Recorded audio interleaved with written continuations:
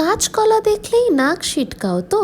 চিন্তা নেই, আমিও তোমার দলেই পড়ি। তবে আমি কথা দিচ্ছি, এইরমভাবে যদি একদিন কাঁচকলার কোফতা বানিয়ে খাও, কাঁচকলার প্রেমে পড়ে যাবে একেবারে। প্রথমেই 4টে কাঁচকলা নিয়ে প্রত্যেকটাকে 3 ভাগে কেটে একটু নুন, হলুদ আর পরিমাণ মতন জল দিয়ে প্রেসার কুকারে সেদ্ধ করে নিয়েছি। তারপরে কাঁচকলার চোকলাগুলো ছাড়িয়ে সঙ্গে একটা সেদ্ধ করে রাখা আলু দিয়ে ভালো করে মেখে নিয়েছি। মশলার মধ্যে দিয়েছি একটু হলুদ গুঁড়ো, ধনে গুঁড়ো, জিরে গুঁড়ো, আদা বাটা এবং কাঁচা লঙ্কা দিয়ে আবারও সুন্দর করে মেখে নিয়েছি, অবশ্যই সঙ্গে ময়দা দিয়ে, যাতে বাইন্ডিংটা ভালো করে আসে।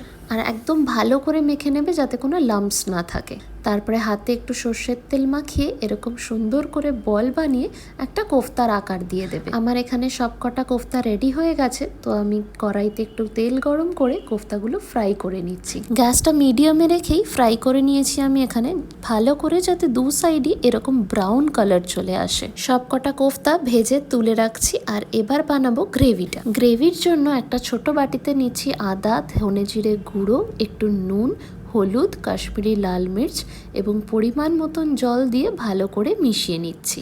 মশলাটা তো রেডি হয়ে গেল। এবার কড়াইতে গরম তেলে একটু তেজপাতা, একটা গোটা শুকনো লঙ্কা, গোটা গরম মশলা এবং গোটা জিরে ফোড়ন দিয়ে তারপরে মশলাটা অ্যাড করে দেব।